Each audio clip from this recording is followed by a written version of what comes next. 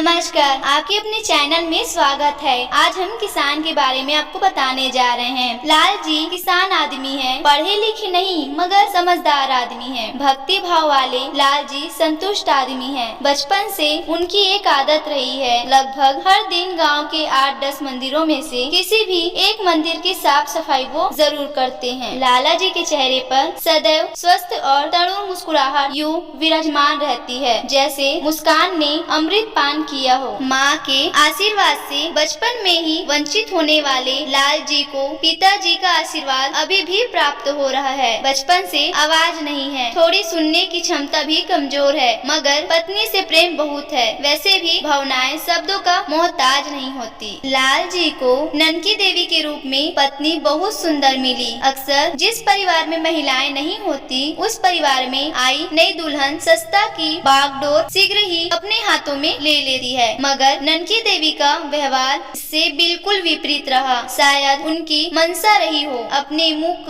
वरे पति से दब के रहने की। कहीं पति को ऐसा एहसास न हो कि इस औरत ने गूंगे बहरे पुरुष को पति के रूप में स्वीकार करके एहसान किया है। संतुष्ट स्वभाव के लाल जी को सत्ता से क्या मतलब। इन दोनों के आपसी प्रेम में समर्पण के भाव के बीच घर की सत्ता ठोकर खाती लाल जी के पिता के पास ही डुबकी रही। लाल जी को 2 बेटे हुए। जैसे ही बड़ा बेटा मंटू जवान हुआ, जल्दी से उसकी शादी करके लाल जी ने गृह स्थायी बहू बेटे को सौंप दिए। बेटे बाप पर ही गए थे। सब कुछ अच्छा ही चल रहा था। लाल जी का परिवार आज के जमाने के लिए एक आदर्श परिवार था। मंदिर झाड़ू लगाने वाले लाल जी के घर की सफाई भगवान की जिम्मे थी। लालच, नफरत, छल कपट जैसे कचरे लाल जी के घर में आसपास भी नहीं भटकते थे। जब लाल जी के बुजुर्ग पिता पर पक्षाघात ने हल्का प्रहार किया, तब उन्हें खुद से चलने फिरने में परेशानी होने लगी। वैसे भी वो काफी बूढ़े हो गए थे। अब लाल जी की दिनचर्या बदल चुकी थी। अब उनके जीवन की प्राथमिकता अपने पिता की सेवा करना ही रह गया था। खेती बाड़ी बड़ा बेटा पहले ही संभाल चुका था। उसका व्यवहार ऐसा कि बहुत ही जल्द वो मटुंका से मंटू बाबू हो गया। छोटा बेटा बचपन से कुशाग्र बुद्धि का था।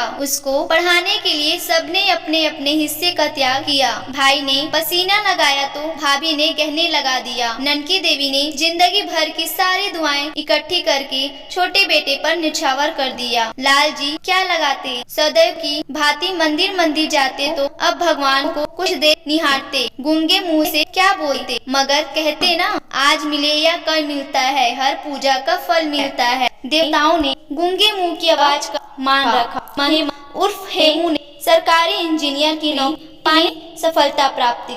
मंटू बाबू का सीना थोड़ा और चौड़ा हो, लाल जी संतोषी मुस्कान में थोड़ी और वृद्धि हो गई। मंटू सिंह की इच्छा जल्द से जल्द छोटे भाई को गृहस्थ में बांधने की। बोलियां लगने लगी। अचानक से मंटू सिंह के ढेर सारे दोस्त, व्यवहार, नाते, रिश्तेदार पैदा हो गए। लाल जी की क्षमता को तौला जाने लगा। भाभी ने एक तस्वीर देखकर लड़की को देखने की इच्छा। दोनों परिवार मिले।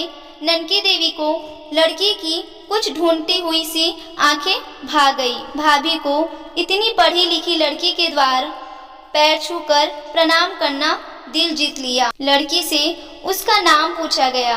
लड़की कुछ बोल नहीं पाई, ढूंढती आंखों से लाल जी की तरफ देखती रही, वैसे ही जैसे लाल जी मंदिर की मूर्तियों को देखते रहते थे। दर्द ने दर्द को पहचान लिया।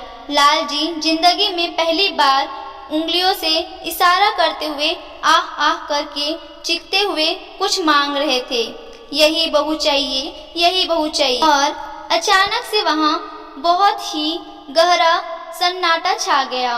लड़की अपनी बहती आंखों, ढूंढती नजरों से लाल जी को देखे जा रही थी। लाल जी उम्मीद लगाए कभी मंटू तो कभी हेमू की तरफ बड़े ही अशक्त एवं लालसा भरी नजरों से टकटकी लगाते देख रहे थे। दोनों तरफ के परिवार वाले हेमंत की तरफ देख रहे थे। हेमंत हाथ नचाकर बोला, मैं क्या, मेरी औकात क्या। उनकी मांग इंद्र भी ठुकराए तो मैं उससे लड़ जाऊं, वो बाप है मेरे। मगर एक बार लड़की से तो पूछ लो। लड़की से इशारों में पूछा गया, तो वो उठकर आगे बढ़ी और लाल जी का पैर को पकड़ ली। लाल जी दोनों हाथ उसके सर पर रख दिए। सबके सब अति उत्साहित थे। लड़की की ढूंढती आंखों में संतुष्टि का भाव था। खोज पूरी हुई, आंखों से धार तेज हो गई। बात दहेज की चली। लड़की के दोनों भाइयों ने मंटू सिंह के सामने हाथ जोड़ लिए। आप कुछ मत मांगिए, पिताजी बहुत दौलत छोड़ गए हैं, हम आपकी उम्मीद से चौगुना देंगे।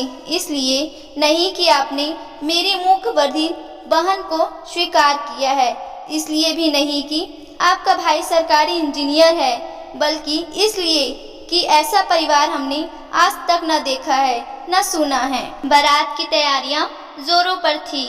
मंटू बाबू अपनी शादी में छूट चुके शौक को भी भाई की शादी में पूरा कर लेना चाहता था, इसलिए बहुत ही व्यस्त था।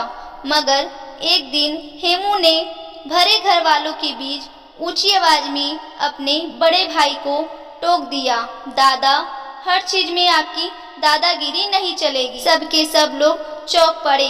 मंटू जहाँ था वहीं ठहर गया। हेमू पहली बार अपने बड़े भाई से ऊंची आवाज में बात किया था। मंटू डब टटा हुआ सा पूछा, पागल हो गया है क्या? क्या बोल रहा है?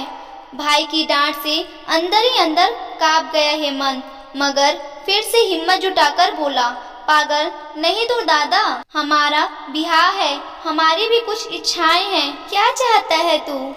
दुल्हन के लिए जो भी गहने बनवा रहे हैं भले कम बनवाएं, मगर हर गहने का 2 सेट बनवाएं, एक भाभी के लिए भी। हेमंत ने अपनी भाभी के सुने गले की तरफ देखता हुआ बोला। ननकी देवी बेटी की बात सुनकर गर्व से भर गई।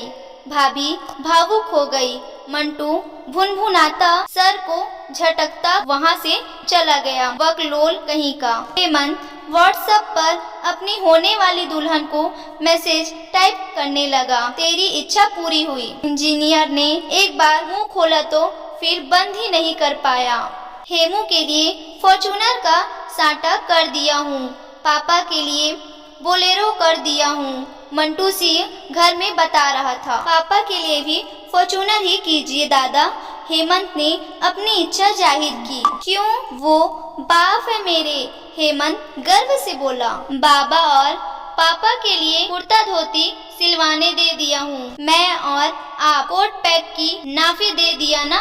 पापा के लिए भी कोट टैप सिलवाइए ना दादा। हेमंत बड़े भाई से मुस्कुरा के रह गई, जबकि मंटू सिंह हामी भरता घर से निकल गया। सारी तैयारी हो चुकी थी। बाबा बारात जाने में असमर्थ थे। उनकी देखभाल के लिए एक आदमी की व्यवस्था कर दिया गया था। लाल जी कोट पैंट पहनकर बेटे की बारात में जाएंगे, ये बात सारे गांव में चर्चा का विशेष था। वो समय भी आया जब बारात निकलने वाली थी। सब लोग गाड़ी में बैठे या नहीं ये देखने के लिए मंटू खुद सारी गाड़ियों में झांक रहा था। पिताजी उसको कहीं नजर नहीं आ रहे थे। 2-4 लोगों से पूछा, कोई संतुष्ट जवाब नहीं मिला। सब लोगों में कानाफूसी होने लगी। सबके सब घबराए हुए से एक दूसरे से ही पूछने लगे। लाल जी को ढूंढा जाने लगा। अचानक से कुछ ही नजर घर की तरफ गई। वो सब हैरत से देखते हुए अपने आसपास के लोगों को इशारा करके घर की तरफ देखने को कहने लगे। सारे बाराती मुंह फाड़े घर की तरफ देख रहे थे। मंटू सिंह जब घर की तरफ देखा तो कलेजा पकड़कर बैठ गया। घर से लाल जी निकले। अपने कंधे पर अपने बूढ़े बाप का हाथ रखे उन्हें संभाले डगमगाते हुए से गाड़ी की तरफ बढ़ रहे थे। खुद के लिए सिलवाए गए